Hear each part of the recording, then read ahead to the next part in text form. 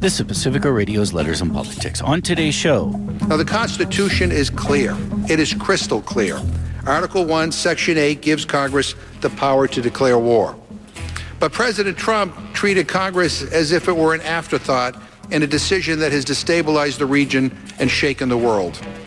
More than 4,000 of our brave men and women are now being sent to the Persian Gulf, all without any input from the People's Chamber.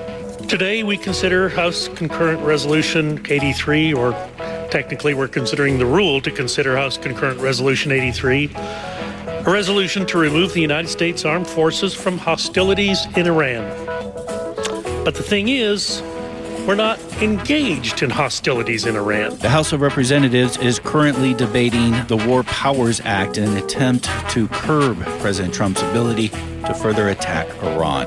Coming up, we'll go live to the debate, and then we'll be joined by constitutional scholars for analysis. That's next on Letters in Politics.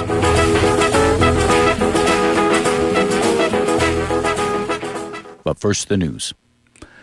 I'm Max Pringle with these headlines. The House is set to vote today on a non-binding measure aimed at limiting President Trump's ability to take military action against Iran. Democrats continue to express skepticism over Trump's decision to order a drone strike that killed a top Iranian general.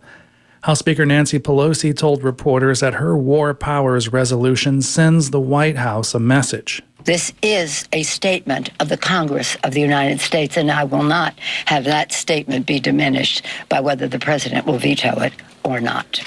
Pelosi has called last week's drone strike that killed General Qasem Soleimani provocative and disproportionate. The measure seems likely to pass the Democratic-controlled House. However, a similar proposal by Virginia Democratic Senator Tim Kaine faces an uphill fight in the GOP-run Senate.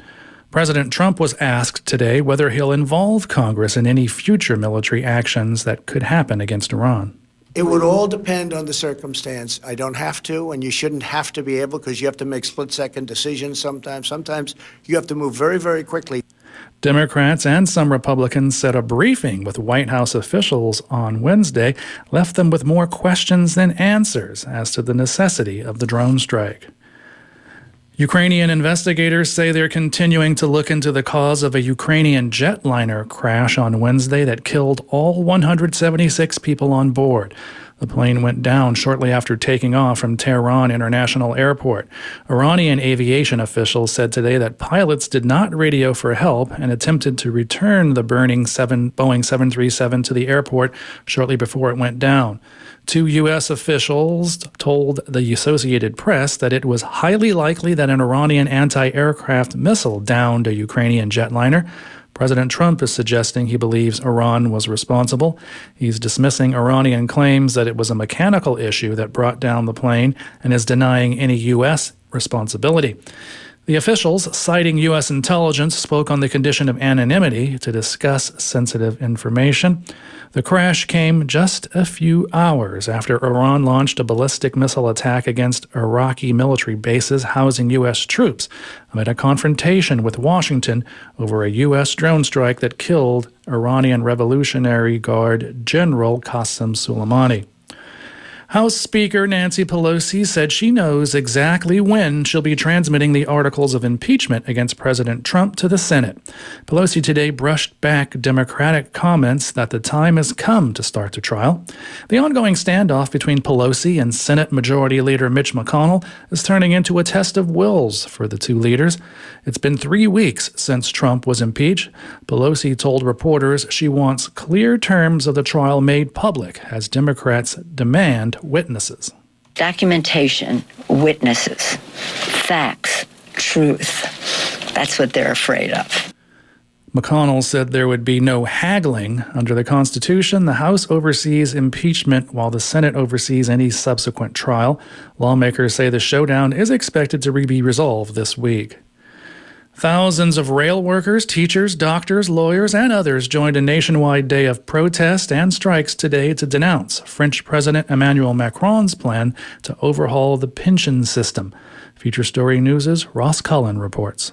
Tens of thousands of people are set to join a march through the centre of Paris as a nationwide strike hits the country. Transport is especially affected, with commuters booking taxis and taking to bicycles as buses and trains run a severely slimmed-down schedule. Since early December, there's been rolling strike action over the government's planned restructuring of the pension system. President Emmanuel Macron pledged not to raise the retirement age, but he did promise to try to simplify the dozens of pension regimes into one. Ross Cullen, Paris. State lawmakers have introduced a package of bills that would keep emergency power and phone service on during planned power shutoffs. Christopher Martinez reports. The bills, SB 801, 802, and 431, would require utility companies to provide backup battery packs to customers whose lives would be endangered by an extended power outage, allow hospitals to run diesel generators during a power outage even if there is not a declared disaster, and require mobile phone companies to provide at least 72 hours of backup power on their cell towers in high fire risk areas. Telecom companies argue it's not their fault that global warming is causing wildfire conditions that lead to utility power shutoffs with as little as 2 hours' notice to them. They're sure to oppose legislation requiring them to pay for backup power generators and battery packs. Reporting from the state capitol, I'm Christopher Martinez. And I'm Max Pringle. Letters and Politics is next. Good day and welcome to Letters and Politics. I'm Mitch Jeserich. Right now, the House of Representatives is debating whether or not to support a resolution that would invoke the 1973 War Powers Act, which would allow, or that would actually curtail President Donald Trump's ability to strike, militarily speaking, further against Iran. We're going to begin by going to the House floor to get a sense of the debate, how it's occurring now. But we're going to go just for a few minutes. We will come back out of this in a couple of minutes to talk to Karen Greenberg and Marjorie Cohn, two people very well professed in law, to talk further about why this matters, or even if it matters, now that after yesterday, Donald Trump seemed to have stepped away from escalating military actions against Iran. But we are going to go to the House floor this very moment to get a sense of the debate. This is Republican Representative Debbie Lesko. Of this resolution. It says, directing the president pursuant to Section 5C of the War Powers Resolution to terminate the use of United States armed forces to engage in hostilities in or against Iran. Doesn't say about future war. We do not currently have U.S. armed forces engaged in hostilities in or against Iran. If Democrats are serious about making sure Congress has its say in declaring war, they would follow the statutory guidelines as described by Representative Cohn. They're already in there. It would go to the Foreign Affairs Committee. But instead, Democrats have chosen to short-circuit the process yet again to achieve a partisan objective. As a member of the Rules Committee, I saw the language of the resolution 45 minutes before the Rules Committee started. This is not a serious effort for such a serious subject. Here are the facts. Iranian-backed militias have escalated their attacks. Proceed. In June 2019, Iran shot down U.S. drone. Trump said, no, we're not going to retaliate because no U.S. lives were lost. Iran attacked Saudi oil fields. Iran-backed militia killed a U.S. citizen and wounded 4 troops. Then Iran-backed militia attacked the U.S. embassy. Soleimani was a terrorist designated by Obama administration. Let me read very quickly what the Joint Chiefs of Staff have said. He has had 40 years of military experience under all different administrations. Gentlewoman may proceed. And he said, the trigger for the drone strike that killed Soleimani was clear. Unambiguous intelligence indicating a significant campaign of violence against the United States in the days, weeks, and months, and the administration would have been culpably negligent if it did not act. This is a man who has been in the military for 40 years under different administrations, and you're going to doubt what he has to say? I just say thank you, President Trump, for protecting American citizens, and I yield back. And that is Republican Representative Debbie Lesko of Illinois. Minded to direct their remarks again, this to the is chair. a The gentleman from debate Texas concerning reserves the gentleman a from resolution Massachusetts invoking is, the recognized. War Powers Act of 1973 in an attempt to curtail Trump's ability to be able to further attack Iran. We're going to go to an additional Democrat to hear, again, get a sense of the debate before we return to our legal scholars. This is Jim McGovern, who is the ranking Democrat on the House Rules Committee. Basically, it says that if we go to war with Iran, Congress ought to have a say in it. Congress ought to do what the Constitution requires us to do. I don't know why that's a radical idea, but if my friends want to go to war with Iran, they ought to have the guts to come to the floor, debate it, and vote on it. Madam Speaker, at this time, I'd like to yield 1 minute to the gentlewoman from Texas, Ms. Jackson Lee. And we'll keep it here for Sheila Jackson Lee before we pull out for legal analysis. Sheila Jackson Lee is a Democrat from Houston. The president cannot unilaterally go to war with Iran, nor are we safer since January 2nd, 2020, after having targeted and killed the second in command of Iran. The American people are in more jeopardy, as well as our troops. In 2002, I was here, and I offered these words from my statement on the floor regarding President Bush. Always a question of the greatest importance, our decision today, now in 2002, is further weighted by the fact that we're being asked to sanction a new foreign policy doctrine that gives the president the power to launch a unilateral and preemptive first strike against Iraq before we have utilized our diplomatic options. I further went on to say that our own intelligence agencies report that there is currently little chance of chemical and biological attack from Saddam Hussein on U.S. forces or territories. Proven right, endless war, continuous loss of life of our treasure, young men and women, and many injured. This resolution and rule are imperative to assert constitutional authority to ensure the protection of the American people. I yield back. Gentleman from Massachusetts. And that's Democratic Representative Sheila Jackson Lee of Texas. This is Letters and Politics, and we are covering today's debate and eventual vote on a House resolution that would invoke the 1973 War Powers Act to try to curtail Donald Trump's ability to further attack militarily Iran in order to be able to attack Iran if this resolution were to be approved both in the House of Representatives and the Senate, theoretically speaking, but we can get into some of these issues. Donald Trump would first have to seek congressional approval before striking Iran again. Well, we do want to get analysis of actually what's happening and talk about the legality of all of this. And I'm joined on the phone by two guests, Marjorie Cohn and Karen Greenberg. Marjorie Cohn is professor emerita at Thomas Jefferson School of Law in San Diego, a former past president of the National Lawyers Guild and author of the book Drones and Targeted Killing, Legal, Moral, and Geopolitical Issues. You can find her articles online at marjoriecohn.com. Marjorie Cohn, I thank you for taking time to join us again. Thanks for having me, Mitch. I'm also thankful to Karen Greenberg, who is the director of the Center on National Security at Fordham University School of Law and author of several books herself.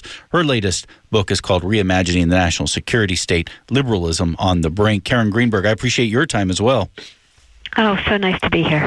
Marjorie Cohn, let me begin with you. We're now having this debate a day, and it's a debate that we'll likely see in the Senate next week, in which Democratic Senator Tim Kaine of Virginia is bringing a similar measure. It has a chance. We don't know what will happen. It would have a chance of passing the Senate, considering two Republicans, Mike Lee of Utah and Rand Paul of Kentucky, have both said that they plan to support it. That means there just needs to be really two more Republicans if all Democrats vote for it. So, and this is what's considered a resolution that actually wouldn't go to the president for signature. So this could all pass by the end of next week. But does it matter now that after yesterday morning, Donald Trump strongly suggested that he would back, or that we are now backing away from further military escalations with Iran?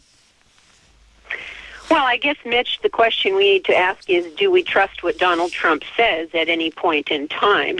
I don't know how many tens of thousands of lies have been documented that have come from his lips since he took office. But certainly we can't rest on that and feel secure that he is not going to mount another illegal, incredibly dangerous action against Iran, and which could well start a conflagration that could spread throughout the Middle East and indeed throughout the world.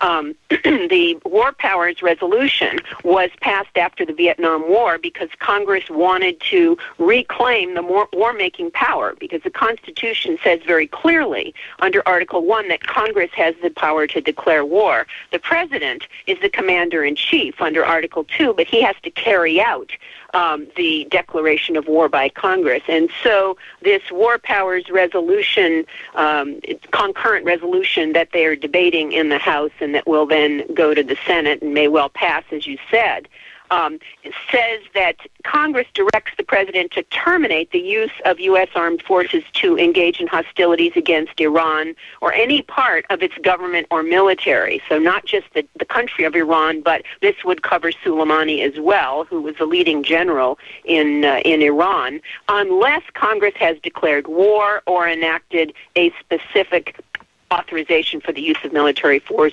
or, if necessary, to defend against an imminent armed attack on the United States or its armed forces. So that's what we're debating. And last year, majorities of both the Democrats and the Republicans tried to use the War Powers Resolution to force Trump to end U.S. support for Saudi Arabia's intervention in Yemen's civil war, but Trump vetoed it, and the Senate failed to override it. But again, that was not a concurrent resolution, which, according to Nancy Pelosi in her remarks this morning, a concurrent resolution doesn't require the president's signature. So this may well pass both houses. And then the question is, once it passes, will Trump follow it? He is notorious for disobeying the law. And that could be a possibility. Karen Greenberg, obviously I must think this is important if I've decided to dedicate an entire show to it today. And nor would I want to waste your time or Marjorie's time if I didn't think it was important. I guess a couple of reasons quickly why I think is important, and I want to know what your thoughts are, is first, ever since I've been covering national politics, there's been a conversation about a potential war with Iran. Just in that sense, just to have something come from Congress to say, we are, if you want to attack Iran anymore, you have to come to us first, which we haven't seen in decades occur on Capitol Hill, really. And then for the second reason is, again, there is this whole issue predates that of Donald Trump, this drift towards an imperial presidency from Harry Truman on, and when just presidents take on more and more power, war powers in particular. And here we have seen, and this isn't the first time we've seen it over the past couple of years, it seems to be a growing consciousness about the power of the presidency, especially when it comes to that of using the military forces. What are your thoughts? Yeah, my thoughts are very much in concurrence with what both you and Marjorie have said. But let me just play it out for why I think it's important now to be thinking about these things, and largely riffing off of what you've laid the groundwork for, which is that this conversation is overdue, not just about Iran, but about the balance of powers, and in particularly about presidential power. But it's not just about those things. It's also about how we as a country think about what it takes to go to war, and are we willing to confront what it means to be at war. And one thing neither one of you mentioned that I just want to talk about a little bit about today, and it's come up in some of the testimony and commentary today in Congress, is about authorizations for the use of military force that 2001 and then 2002 against Iraq. The fact that these were allowed to pass without any kind of time constraint, without any kind of geographical constraint, and that they were used periodically by the presidents to expand the so-called war on terror to other terrorist groups, what were called associated terrorist groups, without any real protest on the part of Congress and pretty much elsewhere, has been a problem throughout. And so now we're really at a situation where we've let a policy of expanded warfare without any process for authorization for incremental acts that broaden the sphere of war. And now we're dealing with a nation state.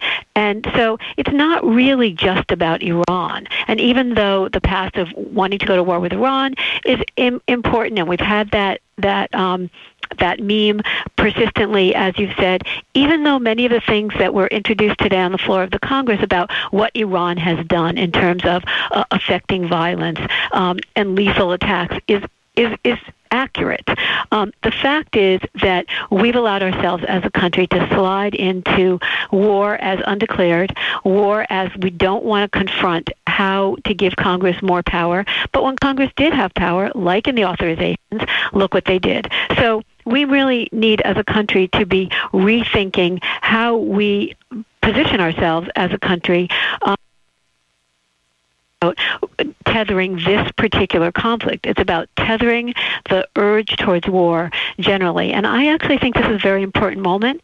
It's a very important moment in this presidency, but I think it's an important moment in a larger sense in terms of the United States' willingness, or in this case, unwillingness to go to war. And I'm glad we're having this conversation. And you bring up an important point, and that is right now the House of Representatives is debating this issue concerning invoking the War Powers Act. Nancy Pelosi has also indicated that she plans to bring a proposal from Barbara Lee to the House floor as well at some point that would, I guess, sunset or bring to an end the 2002 authorization for the war in Iraq. Yeah, I think that's right. And I also think Joe Kennedy spoke as well and talked about bringing both of them to some kind of sunset. And let me say, this is long overdue for both of them. And there have been a number of times over the years that people on the floor of Congress have said, let's debate this, let's discuss this, they didn't say just sunset it, let's consider a new authorization for the use of military force. Will it be against terrorists? Where will those terrorists be? On what conditions? How will it be defined? How will it be authorized? And Congress hasn't had the appetite to actually go through with a full discussion and confrontation of the issue. So this is what it took to actually bring that up, and I think that discussion may proceed. Marjorie Cohn, let's talk more about the 1973 War Powers Act. As you said earlier, this is something that was in response to Vietnam as well as the Korean War. My understanding is it was also something in response, speaking about Vietnam, was also just finding out about the secret bombing of Cambodia. And not only did this War Powers Act pass in 1973, Richard Nixon vetoed it, and then he was overridden with a congressional override. They had the 2/3 vote to override that veto. Yes, absolutely. I mean, Congress was really, really upset about the end run that he made around the legislative branch in going to war with Vietnam. And of course, we know that the U.S. got involved, got involved in a fighting war after a contrived Gulf of Tonkin resolution, which now all historians agree was contrived and was an excuse and was illegal. And we're seeing a very similar thing here, Mitch, where the administration, after a few missteps where the Department of Defense said, well, we had to hit Soleimani to deter future attacks, and then they realized that the magic word was imminent, and so Pompeo said, well, he was going to mount an imminent attack.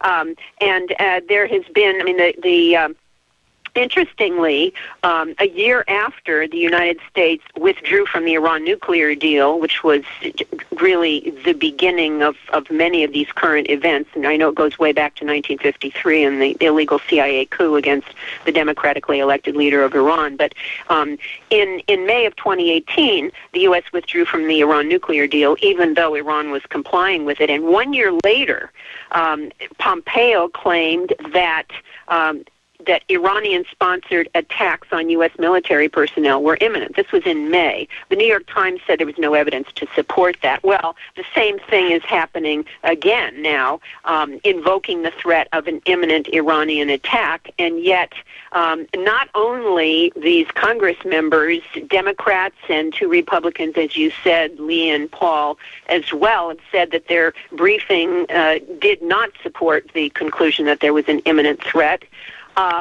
The New York Times reported two or three individuals very high up in the administration who had been briefed after the attack said that the evidence supporting this notion that there was an imminent threat from Soleimani was thin or razor thin. So here they're lying to us, and it's mandatory that Congress use its constitutional power and enforce this war powers resolution in a very strong way without leaving it as vague as Karen mentioned the 2001 and 2002 AUMFs, which all three presidents have used to justify any number of military attacks on countries that had nothing to do with Al-Qaeda, which was the basis of the 2001, and the 2002 AUMF, which was specifically authorized the president to use armed forces of the U.S. To defend the national security of the U.S. against the continuing threat posed by Iraq and enforce UN Security Council resolutions. Well, once the U.S. Basically engineered the assassination of Saddam Hussein and removed him from that country, then the license under 2002 AUMF ended, and yet, as Nancy Pelosi mentioned this morning, Congress repealed that AUMF, but then very quietly, Paul Ryan, who was the Speaker of the House, removed it from the National Defense Authorization Act. Yeah, this is the AUMF concerning Iraq. I heard her say that this morning, too. Concerning Iraq, the 2002 one, yeah.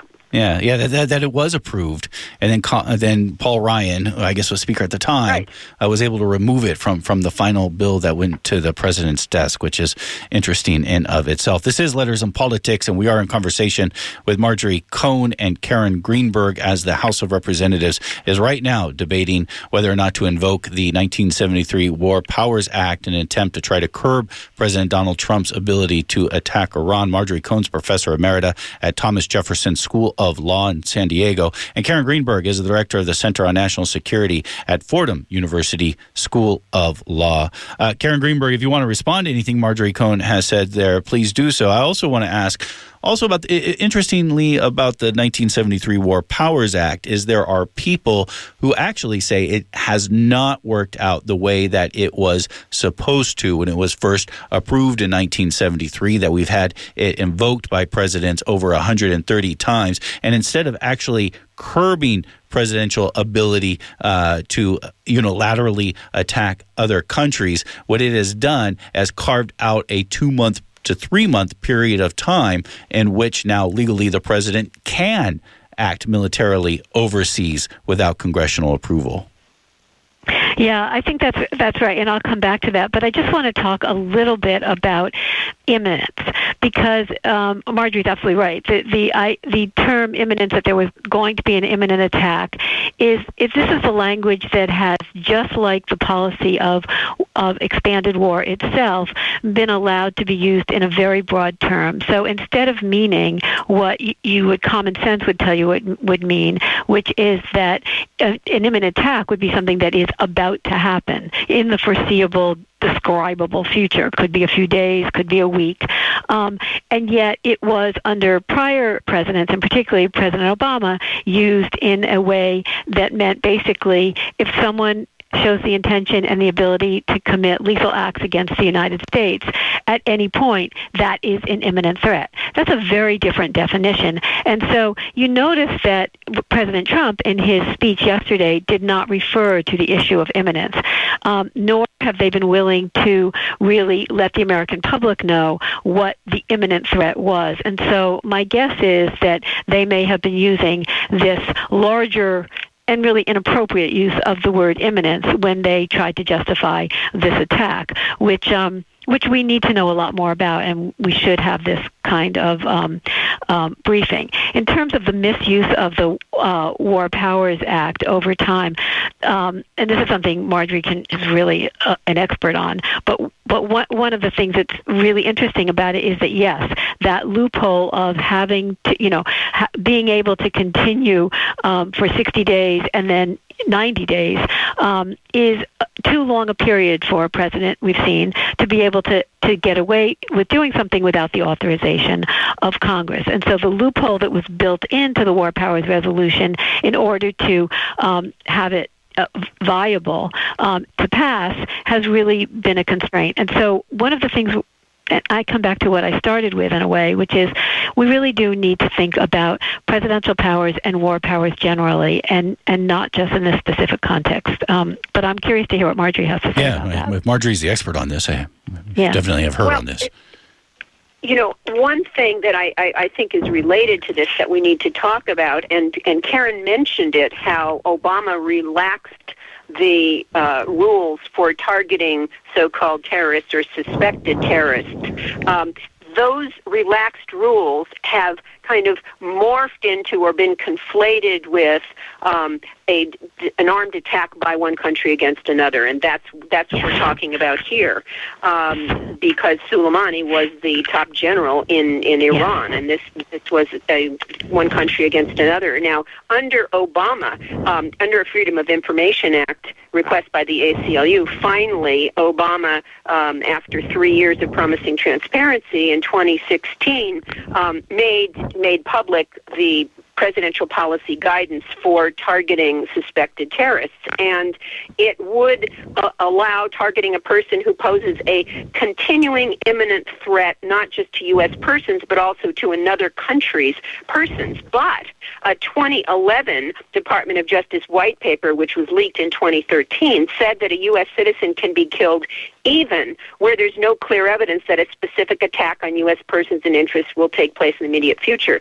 which totally makes a mockery of this imminence requirement. And also, under Obama's presidential policy guidance, there had to be a near certainty that the high-value terrorist target would be president before using lethal force against him. But the Obama administration engaged in what were called signature strikes, where they didn't even know who they were killing. If somebody was present, if somebody from a male aged, 16 to 65, I think, was present in an area of suspicious activity, then they mounted these signature strikes, just killed everybody in sight. And there had to be near certainty that civilians would not be injured or killed, and an assessment that the relevant government authorities could not or would not effectively address the threat to U.S. persons. No definition of threat to U.S. persons. But there was a loophole in Obama's presidential policy guidance that allowed for waivers from the rules in extraordinary circumstances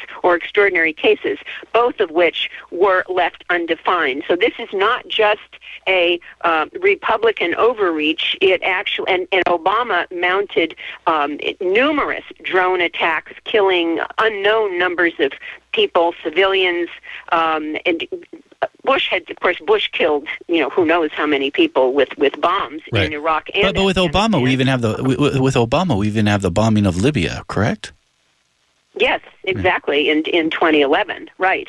And also illegal regime change, taking out Muammar Gaddafi. Regime change is illegal under the UN Charter, under the International Covenant on Civil and Political Rights. So this kind of, creeping violation of not just the War Powers Resolution, but also I think we need to talk about the UN Charter, which is the grandmother of all treaties, and the United States is bound by it. And that says that countries must settle disputes peacefully using diplomacy, cannot use military force against another country unless it is conducted in self-defense or with Security Council approval. And this attack on Soleimani did not satisfy either prong. It was illegal under the UN Charter. And I would really like to see Congress in this resolution include in it a clause saying consistent with the U.S. obligations under the UN Charter.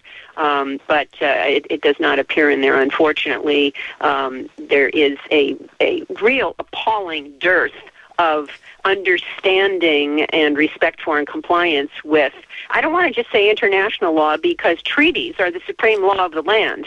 They're just like federal statutes. And so once the United States ratifies a treaty, it becomes part of U.S. law. It's not just international law, it's also part of U.S. law, and yet we rarely hear any of our legislators from either party mention the UN Charter. Before we go back, or before we wrap up our conversation here and we go back to the debate on the House floor, I would like for us to be able to go back to actually the Constitution and Article 1, Section 8 of it, in which it says Congress shall declare war. And the word declare is important. My understanding is at one time during the Constitutional Convention in 1787, it once said make war, but then they changed it to declare war. Can you talk to me, Marjorie, and we'll begin with you, and then we'll go to you, Karen, about why at the convention the framers decided to put the war powers in Congress's hands?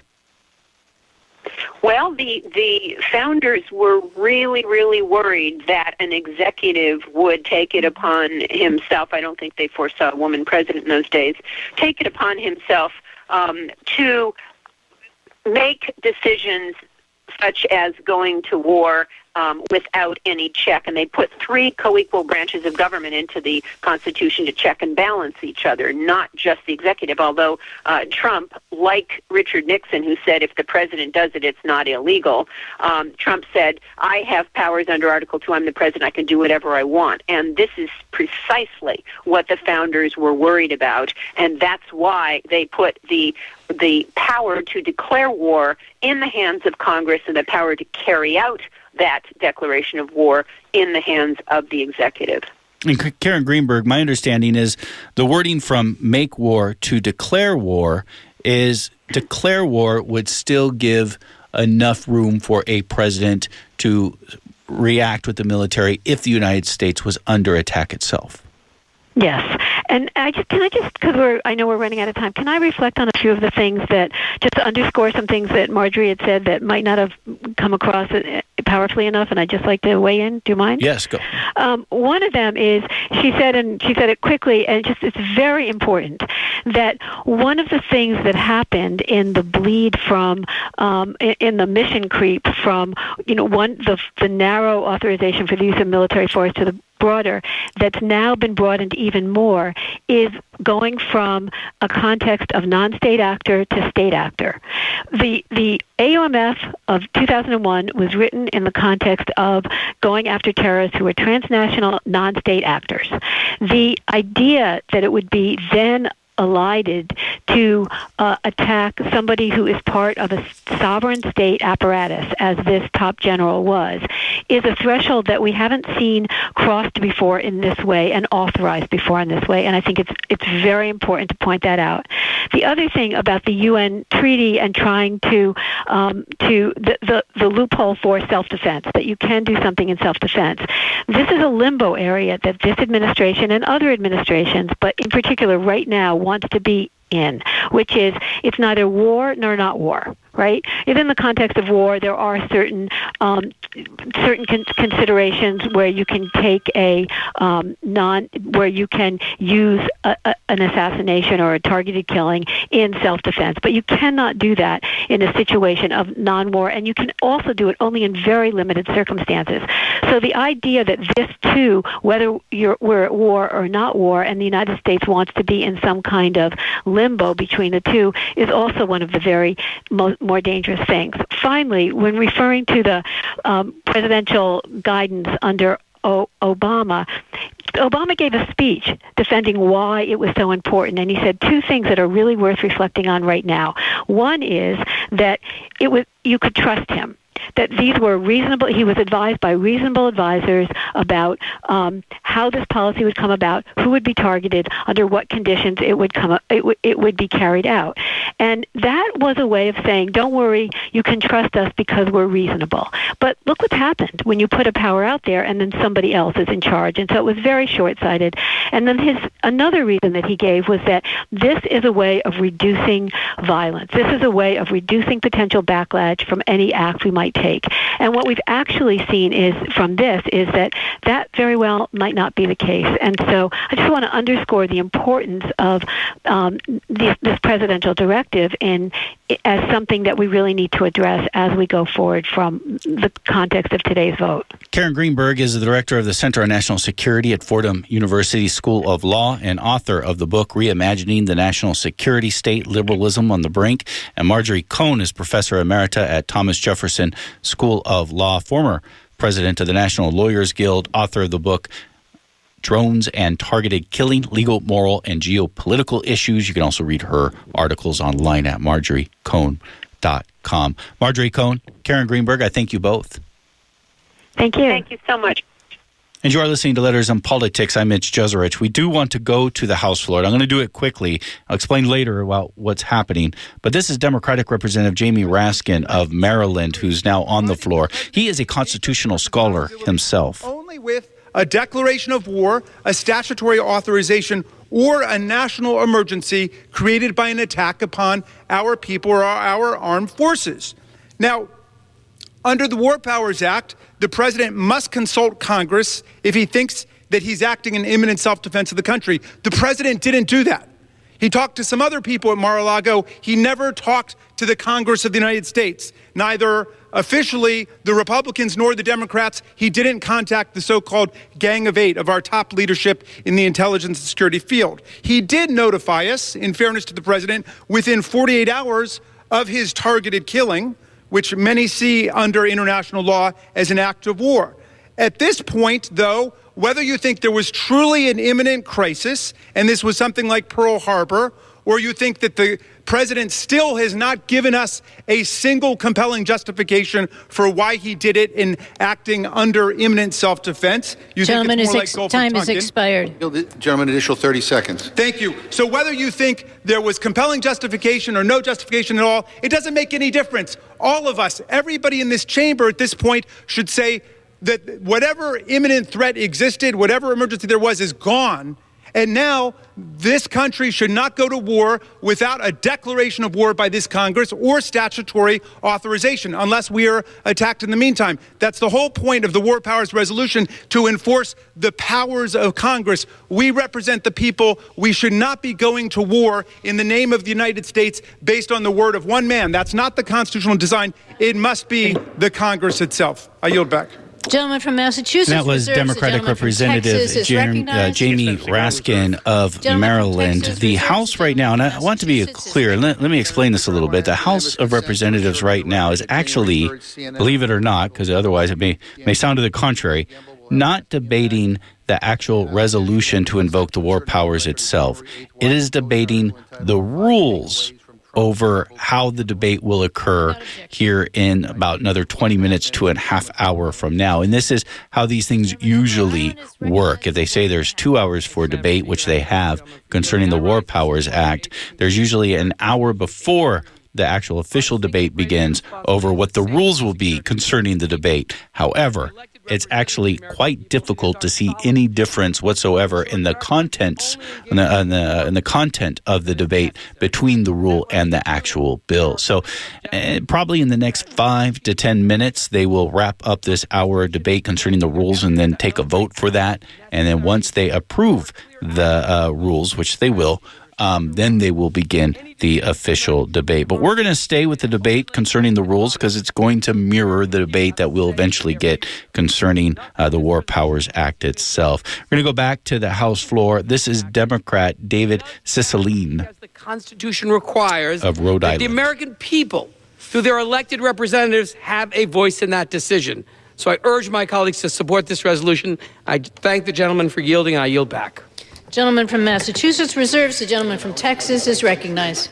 Thank you, Madam Speaker. I'll reserve. Gentleman from Texas reserves. The gentleman from Massachusetts is I'm ready to recognized. close, Madam Speaker, so the gentleman can close. The gentleman reserves. The gentleman from Texas is recognized.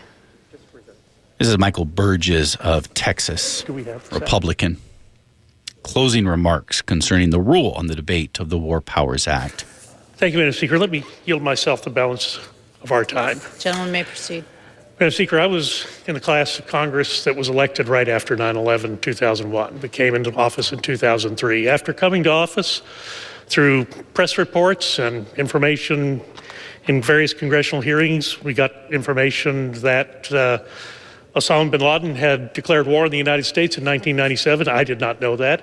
And that there had been actionable intelligence, and Osama bin Laden could have been taken out prior to the attack, September 11th, 2001, but the administration in the 1990s decided not to do so. Now, yesterday, fast forwarding to present time, we heard from General Mark Milley, clear, unambiguous intelligence indicating a significant campaign of violence against the United States in the days, weeks, and months, that the administration would have been culpably negligent if it did not act, all in regards to the killing of General Soleimani. The president wants to keep the country safe. The president showed remarkable restraint, I thought, yesterday, and I thought the tone in his address to the nation yesterday was precisely the right tone. Gentleman's time is expired. No vote on the previous question, no vote on the rule, the underlying measure. Yield back the balance of my time. But I would like to ask unanimous consent to insert into the record a statement of administration Without policy. objection. Gentleman from Texas yields back. The gentleman from Massachusetts is recognized. And the gentleman Madam from Speaker, Massachusetts I think is what Democrat the president Jim did was a McGovern. grave miscalculation. But we can't change the past. We can only shape the future.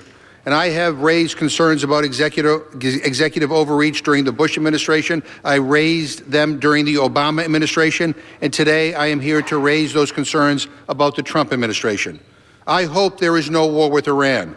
But we have seen that developments can change day by day, hour by hour. And should tensions escalate again, Congress should have a say before hostilities are launched. It is really that simple. This should be the easiest vote in the world for members of Congress, regardless of what you think about what the president has done, regardless whether you agree with his policies or not, and regardless of your political affiliation. This is about ensuring that we have a say about what may come next. There is nothing radical about this. The Constitution gives only Congress the ability to declare war. Let's reclaim our power and let's do our jobs. My friends say they want to honor our troops. Well, talk is cheap. How about honoring our troops by doing our job, by living up to our constitutional responsibilities? War is a big deal. We ought to take it seriously here. And I and some of my Republican friends over the years have raised issues with Democratic and Republican administrations about the ease in which they commit our troops to hostilities. Enough is enough. No more endless wars. Congress has to live up to its constitutional responsibility. Let's reclaim our power. Let's do our job. I yield back the balance of my time, and I move the previous question on the resolution. Gentleman from Massachusetts yields back. The question is on ordering the previous question on the resolution. Those in favor say aye. Those opposed say no. No. In the opinion of the chair, the ayes have it. I request the yeas and nays. We won that one The clearly. yeas and nays are requested. Those favoring a vote by the yeas and nays will rise. A sufficient number having risen, the yeas and nays are ordered. Members will record their votes by electronic device. Pursuant to Clause 9 of Rule 20, this 15-minute vote on ordering the previous question will be followed by a 5-minute vote on adoption of the resolution if ordered and agreeing to the Speaker's approval of the journal if ordered. This is a 15-minute vote.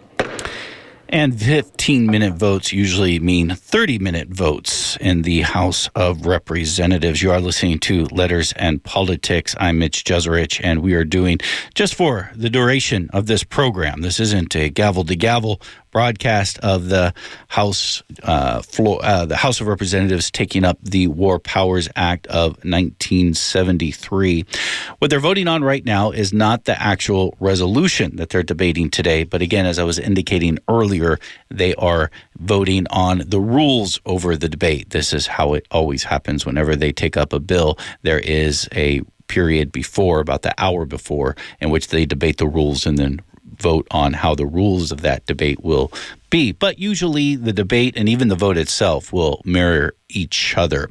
So once this vote is done, then they will proceed to 2 hours of debate over whether or not to invoke the War Powers Act of 1973 in an effort to curtail President Trump's ability to carry out further military strikes against Iran unless he has congressional approval. It's likely this resolution is going to pass at the end of that time frame, because I'm quite sure Nancy Pelosi would not have brought this resolution to the floor today if she didn't have the votes for it. Interestingly, we should think about what then happens in the Senate. Democratic Senator Tim Kaine of Virginia has introduced a similar measure that the House is considering today. And he is going to have the ability to bring this measure for a debate and a vote in the United States Senate next week. And it's really worth looking out for that, because while we fully anticipate this measure passing the House of Representatives, will a similar measure pass the United States Senate? And it's possible. Now, we don't know if it will. We don't know if the votes are there yet, but we do know there are 2 Republicans who have already indicated that they would support Tim Kaine's measure in the Senate, and that is Rand Paul of Kentucky and Mike Lee of Utah, 2 members who have always been critical about presidential power and the president's ability to use the military to strike overseas. So what that means is you need at least 2 more Republicans. If you have all 47 Democrats voting for the resolution, then you will need 2 more Republicans to vote for it to get to that 51 vote threshold. Not impossible. If you think about what happened last year concerning Yemen, Congress, both the House and the Senate, approved a measure calling on the United States to no longer support Saudi Arabia and Saudi Arabia's war in Yemen. And there were 7 Republicans on that bill that voted for it. And hence it went to Donald Trump, where Donald Trump vetoed it. What Congress did not have after that concerning the situation in Yemen was a 2/3 majority to override the veto. So that never became law. This is different.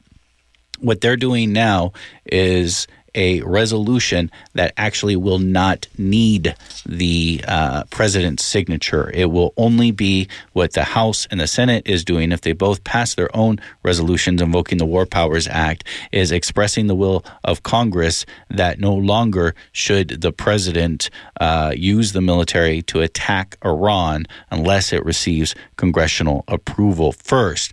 So then there's an argument, well, what happens if the president then attacks Iran anyways, regardless of what happens with these resolutions? Well, that's a good question. And how do you stop the president after that? Well, the ultimate check, as something that we have talked about a great deal over these past few months, is actually impeachment. But there are other ways that you can keep the president within check too, and that would include the budgetary process. All spending bills begin in the House of Representatives, and you could defund things that the president wants, including defunding the ability to strike Iran, to say explicitly in appropriation bills meant for the military that none of these funds should go towards attacking Iran. So that's another way. There is a measure that is being backed by Bernie Sanders, independent senator of Vermont, obviously presidential candidate, and Ro Khanna, Democrat from the Bay Area where we were broadcasting in,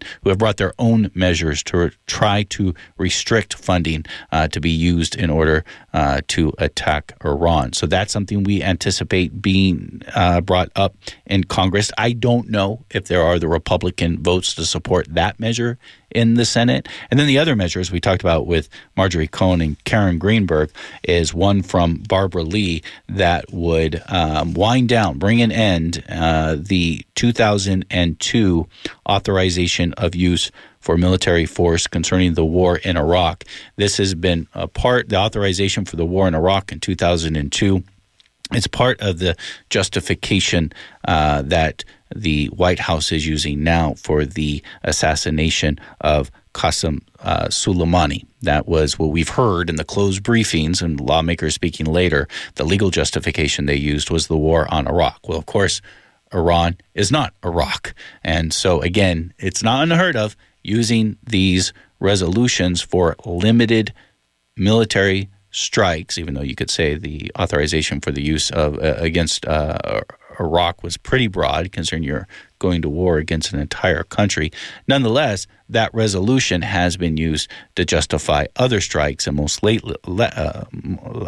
lately this strike against Iran by assassinating Qasem Soleimani, which occurred in Iraq. And I think that's what the White House argues. This occurred in Iraq, and it's an ongoing military struggle in Iraq, and that is their legal justifications. Don't know if they will have the votes to pass Barbara Lee's measure to bring an end to the 2002 AUMF, authorization of use of military force. There's another important authorization of use of military force that really brings us the legal justification for the war on terrorism, and that was passed just in the days after the 9/11 attacks. That one was where Barbara Lee was the only member of Congress to vote against it. That still stands and has been used frequently in order to justify and bring legal rationale to a president for military attacks without additional congressional authorization.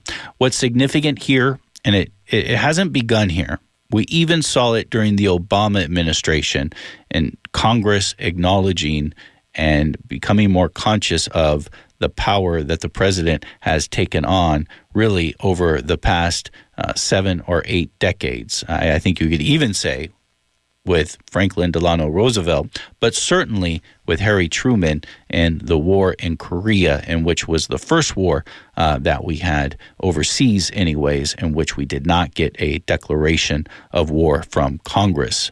Harry Truman, my understanding is because a reporter was asking him what was the justification based on, and Harry Truman wasn't really given a good response, and so the reporter says, was it a police action? And apparently Harry Truman said, yeah, that's it. I think that might be where we got our term police action concerning the war in Korea. The Gulf of Tonkin resolution concerning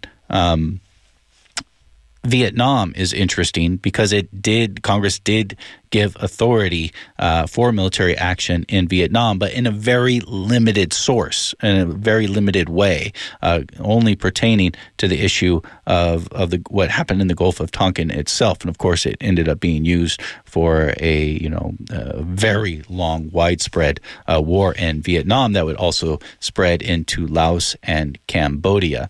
And that's where we get the War Powers Act of 1973.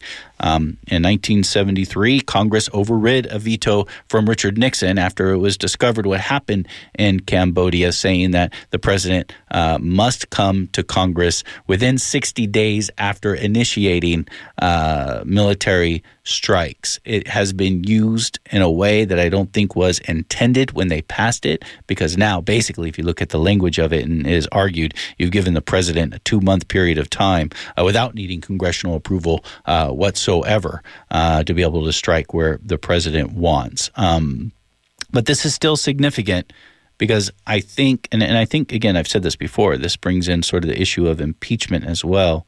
I'm not sure if we had what we would consider to be a more conventional president that person would be impeached right now, even concerning what happened with Ukraine.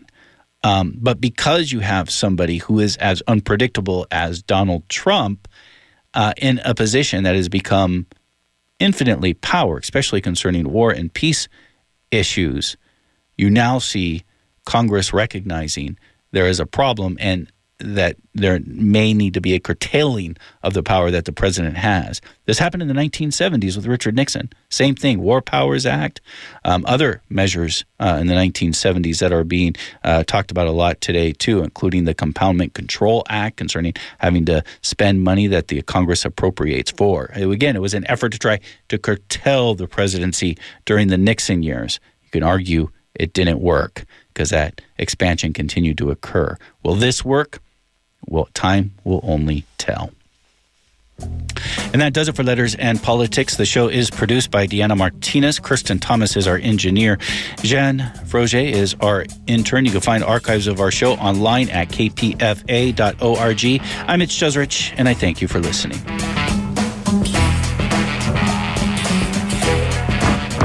My stroke did not just change my life, it saved my life. So David Talbot begins his memoir, Between Heaven and Hell, the story of my stroke. Annie Lamott says the book is touching, informative, sometimes funny, sometimes harrowing. I could not put it down.